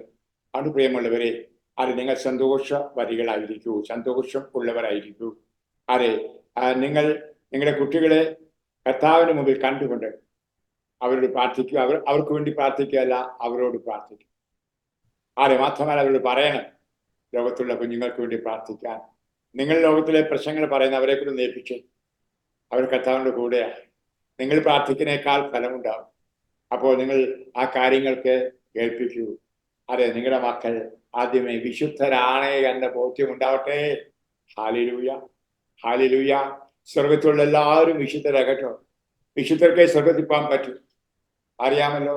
അശുദ്ധരാരും സ്വർഗത്തിൽ പോകത്തില്ല, പോകാനും പറ്റില്ല. നമ്മൾ കത്തോലിക്കാരുടെ മനസ്സിൽ കിടക്കുന്നത് പുണ്യവാൻ എന്ന് പറയുമ്പോൾ ഈ റോമ മാപ്പാപ്പ വിളിച്ചു പറഞ്ഞവർ മാത്രമേ ഉള്ളൂ എന്ന് പറഞ്ഞാൽ പേര് വിളിക്കപ്പെട്ട പുണ്യവാന്മാർ, രൂപക്കൂട്ടിലിരിക്കുന്ന പുണ്യവാന്മാരെ ഉള്ളെന്ന് അല്ല. കഥാവ് ഞാൻ ഓർക്കുകയാണ്, സ്വർഗത്തിലേക്ക് പോയി ഞാൻ പത്രോസിന്റെ അടുക്കയിൽ നിന്ന് ആ കോണി കയറിക്കഴിഞ്ഞ് അങ്ങോട്ട് ചെല്ലുമ്പോൾ കാണുന്നത് കടല് പോരാ, കോടിക്കണക്കിന് നിങ്ങൾ വെളിപാട് പുസ്തകത്തിൽ കാണുന്നത് പോലെ. അതിലൂടെ ഞാൻ വലിയ പ്രകാശം കണ്ടു. കഥാനെ എനിക്ക് കാണണം. കൊച്ചാനിക്ക് മനസ്സിലായി, ഈശോയെ കാണണം, ദൈവത്തെ കാണണം, നേരെ കാണണം. അപ്പോൾ ഞാൻ വഴിവെച്ച് എൻ്റെ അപ്പനെ കണ്ടു, അമ്മയെ കണ്ടു, സഹോദരങ്ങളെ കണ്ടു, സഭയിൽ മരിച്ചു പോലെ കണ്ടു. സ്വർഗത്തില് അവിടെ നിന്ന് നിന്നില്ല, വർത്താനം പറയാൻ തോന്നിയില്ല. എനിക്ക് മുഴുവൻ ഈശോയെ കാണണം. അപ്പൊ ഒത്തിരി പേരെ കണ്ടു. അവരെല്ലാം സ്വർഗത്തെ ഞാൻ പറയാം ഇങ്ങനെ ഓടുകയായിരുന്നു, ഓടാൻ പറ്റില്ല, പറക്കുകയായിരുന്നു. ഹല്ലേലൂയ. എനിക്കത് വിവരിക്കാൻ ബാക്കില്ല. അപ്പോൾ സ്വർഗത്തില് അതായത് ഇങ്ങനെ കോടാനുകോടിയാണ്. അവർ ആരുടെ പേര് വിളിക്കപ്പെട്ടവരല്ല, വാഴ്ത്തപ്പെട്ടവരായി പ്രഖ്യാപിച്ചവരുമല്ല. എന്നാൽ അതിവിശുദ്ധരായിട്ട് അവസാനം ആ വെളിച്ചത്തിന് അടുക്കാൻ ചെയ്തു. അപ്പൊ ഭയങ്കര പ്രകാശം, സൂര്യനേക്കാൾ വെല്ലുന്ന 10,000 മടങ്ങ് ആ പ്രശോഭയുണ്ട്. പക്ഷെ കണ്ണഞ്ചുന്നില്ല. അവൻ ദൈവം പ്രകാശമാണെന്ന് എനിക്കറിയാം. എന്നാലും ഞാനൊരു മനുഷ്യനാണ്ട് മുഖം കാണാൻ ആഗ്രഹിച്ചത്. ഹല്ലേലൂയ. കഥാന് ഷേപ്പ് എന്താ? നിങ്ങൾക്കാണൊരു ആഗ്രഹമുണ്ട്. ഞാനങ്ങനെ ഇരിക്കുമ്പോൾ 2 വലിയ മാലാഖമാർ, വലുതെന്ന് പറഞ്ഞാൽ അപ്പൊ എനിക്ക് തോന്നിയ സാപ്പന്മാരായിരിക്കും കർത്താവിനടുത്ത് പെരുമാറുന്നവർ. തൂവി വെള്ള വസ്ത്രവുമായി കൈ മെഴുകുതിരിയാറ്റിലേക്ക് വന്നു. Father James, do you want to see Jesus face to face? ഈശോയെ മുഖാമുഖം നിനക്ക് കാണണമോ? യെസ്. ഞങ്ങളുടെ എൻ്റെ എല്ലാ വികാരത്തോടുകൂടി പറഞ്ഞു യെസ്. എന്നും നീ നിന്റെ കൈ വിശുദ്ധ കുർബാന സമയത്ത് അവനെ മുഖാമുഖം കാണുന്നില്ലേ? എന്റെ ചങ്ക് പൊട്ടിപ്പോയി. അതെ, എന്താ അത്? വിശുദ്ധ കുർബാന, വിശുദ്ധ ബലി. നീ എന്നും നിന്റെ കയ്യില് യേശുവിനെ മുഖാമുഖം കാണുന്നില്ലേ? ഇത് എൻ്റെ ശരീരം ആകുന്നു. ഓരോ ബലിയിലും നിങ്ങൾ കേൾക്കുന്ന വചനം അതല്ലേ? അപ്പം എടുത്ത് വാഴ്ത്തി, ഇത് എൻ്റെ ശരീരമാകുന്നു. അപ്പോ അത് പോരെ എന്ന മാലാഖമാർ എന്നോട് ചോദിച്ചത്. അതോടുകൂടി എൻ്റെ സ്വർഗാനുഭൂതി തീർന്നു. ഹല്ലേലൂയ. ഞാൻ കണ്ണു തുറന്നു. എൻ്റെ ദിവ്യസ്വപ്നത്തിൽ ഞാൻ കണ്ണു തുറന്നു. അപ്പോൾ ഞാൻ അത് ബെഡേ കിടക്കുകയാണ്. ശ്വസിച്ചു. പ്രേമമുള്ളവരെ, അതെ, അതുകൊണ്ടാണ് വിശുദ്ധ ബലിയെപ്പറ്റി എന്ത് പറഞ്ഞാലും എനിക്ക് മതിയാവില്ല മക്കൾ. വിശുദ്ധ ബലി, അതെ, ആ ഈശോയെ നേരിട്ട് നമ്മൾ കാണുന്നു, അനുഭവിക്കുന്നു. അതുകൊണ്ടാണ് നമുക്ക് അവനെ തൊടാം, നാവിൽ സ്വീകരിക്കാം, കയ്യിലെടുത്ത് സ്വീകരിക്കാം, തിന്നാം, കുടിക്കാം, നമുക്ക് അവനുമായി ഒന്നാകാം. വിശുദ്ധ കുർബാന സാന്നിധ്യം മക്കളെ ഒന്ന് മനസ്സിലാക്കണം, അത് ശാരീരിക സാന്നിധ്യം ആണ്, ഒരു ആത്മീയ സാന്നിധ്യമല്ല. നമുക്ക് ഇപ്പോൾ തന്നെ ഇവിടെ യേശുവിടെ ആത്മീയ സാന്നിധ്യമുണ്ട്. നമ്മൾ ഒറ്റയ്ക്ക് പ്രാർത്ഥിക്കുമ്പോൾ, 2 or 3 ഒന്നിച്ചു ചേരുമ്പോൾ അതൊക്കെ ആത്മീയ സാന്നിധ്യമാണ്. എന്നാൽ ശാരീരിക സാന്നിധ്യമാണ് വിശുദ്ധ ബലികൾ. ഫിസിക്കലായിട്ട്, ശാരീരികമായിട്ട് സന്നിഹിതനായിരിക്കുന്നു. ആ പ്രാധാന്യം എൻ്റെ മക്കളെ മനസ്സിലാക്കണേ. അതുകൊണ്ടാണ് നിങ്ങൾ ദിവബലി പോകണം. അവിടുത്തെ പ്രാർത്ഥനയല്ല പ്രധാനപ്പെട്ടത്, അതിനകത്തുള്ള റീച്വൽസ്, രീതികളല്ല, അവിടെ കാണിക്കുന്ന പാട്ടുകളോ പ്രാർത്ഥനയോ അച്ഛൻ്റെ പ്രസംഗമോ അല്ല പ്രധാനപ്പെട്ടത്. ഇത് എൻ്റെ ശരീരം ആകുന്നു.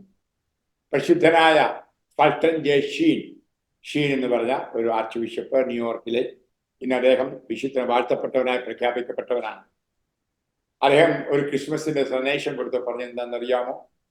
എൻ്റെ അമ്മയുടെ കൂടെ അപ്പൻ്റെ കൂടെ ക്രിസ്മസ് ദിവസം ഞാൻ പള്ളിയിൽ പോകുമായിരുന്നു വലിയ സന്തോഷത്തോടെ. അവിടെ ഏറ്റവും വലിയ എല്ലാവർക്കും അനുഭൂതി കൊടുക്കുന്ന അനുഭവം പുൽക്കൂടായിരുന്നു. ആളുകൾ ക്യൂ നിൽക്കുകയാണ്, മെഴുകുതിരിയും കൈപ്പിടിച്ച് ആ ഉണ്ണീശോയെ മുത്താനായിട്ട് പുൽക്കൂട്ടിൽ. എന്നാൽ എനിക്ക് 7 വയസ്സേ ഉള്ളൂ. എൻ്റെ അമ്മയുടെ അപ്പൻ്റെ തുത്തിൽ പിടിച്ചോണ്ട് ഞാൻ അങ്ങ് നിൽക്കുമ്പോൾ പള്ളിയുടെ നടുവിൽ അച്ഛൻ ബലിയർപ്പിക്കുന്നു. ആ അച്ഛൻ കൈ ഈശോയുടെ ശരീരം വെച്ചുകൊണ്ട് പറഞ്ഞു, ഇത് എൻ്റെ ശരീരമാകുന്നു. അമ്മയുടെയും അപ്പൻ്റെയും കൈ ഉദറിച്ച് ഞാൻ ഓടി അത്താഴെടുക്കൽ ഈശോയുടെ ശരീരം കാണാൻ. അപ്പോൾ എൻ്റെ മനസ്സ് ഓർത്തു, ദൈവമേ, മണ്ണുകൊണ്ടുണ്ടാക്കിയ അല്ലെ തടി കൊണ്ടുണ്ടാക്കിയ ഉണ്ണീശോയെ മുത്താൻ നിൽക്കുന്നു. ഈ ബലിയിൽ പറയുന്ന, ഈ ബലിയിൽ കടന്നു വരുന്ന ശരീരത്തോടെ വരുന്ന ഈശോയെ നോക്കാൻ ഇവരാരും ഇല്ല. എൻ്റെ അപ്പനോ അമ്മയും ശരീരം.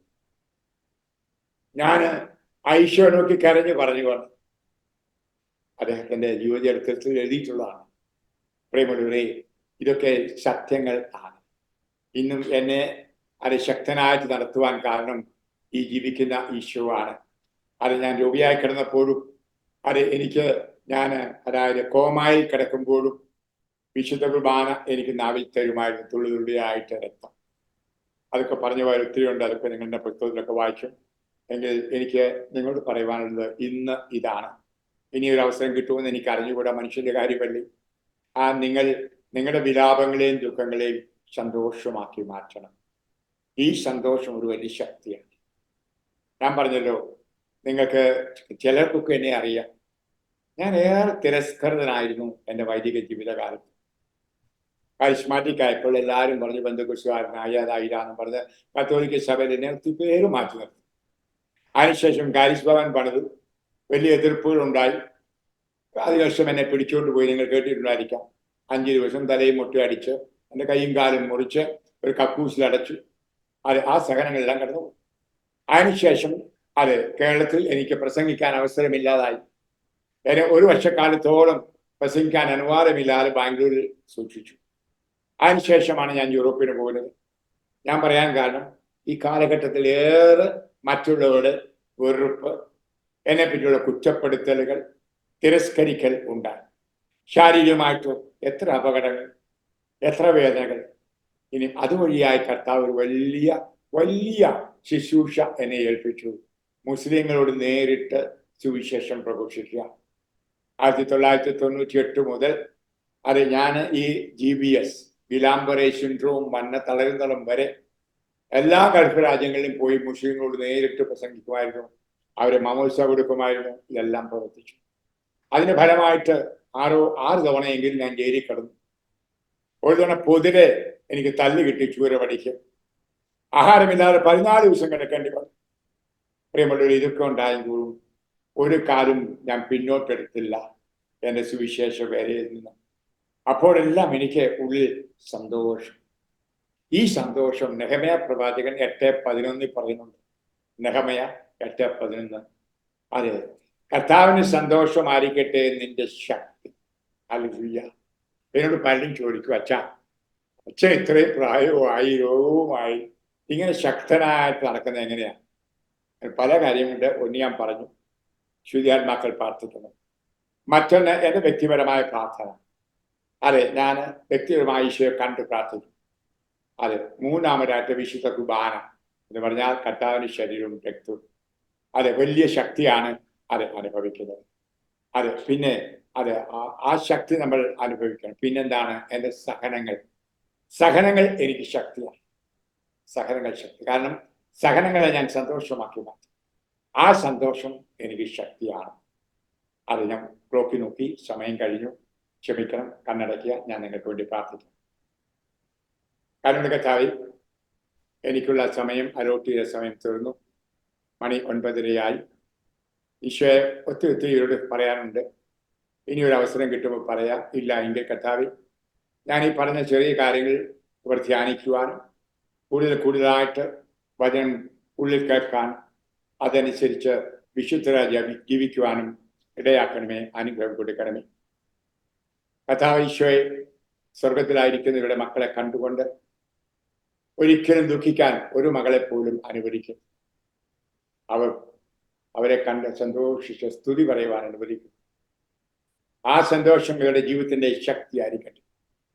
കർത്താവേ, അങ്ങ് കൊടുക്കുന്ന സന്തോഷമായിരിക്കട്ടെ ജീവിതത്തിന്റെ ശക്തി.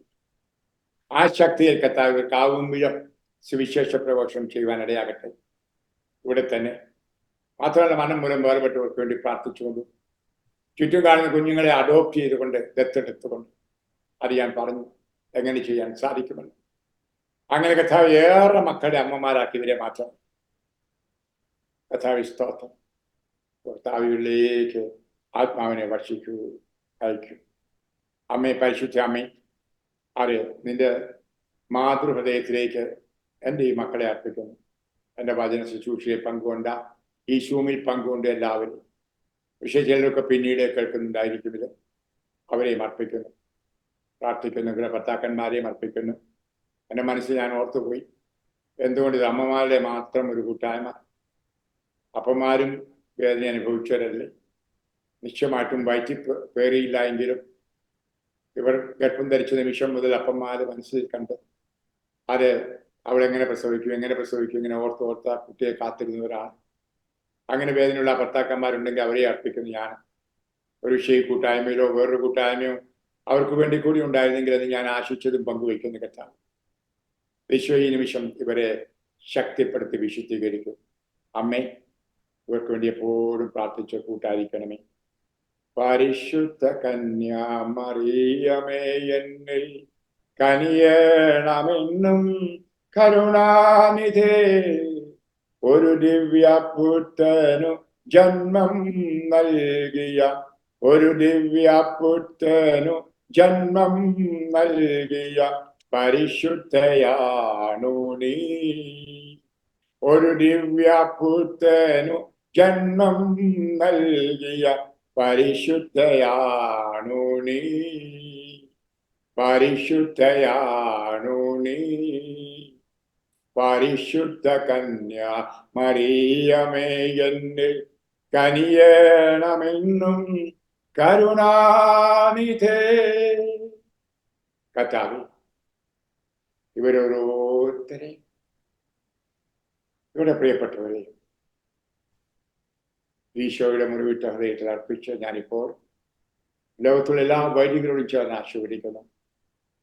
പ്രത്യേകിച്ച് ഇവർക്ക് ആധ്യാത്മ ശുശ്രൂഷ നൽകുന്ന ഇവിടെ ആധ്യാത്മ പിതാക്കന്മാരോട് ചേരുന്നു. എനിക്ക് പ്രിയപ്പെട്ട ദാനിയേൽ അച്ഛൻ്റെയോട് എൻ്റെ മനസ്സിനെ കൂട്ടിച്ചേർക്കുന്നു.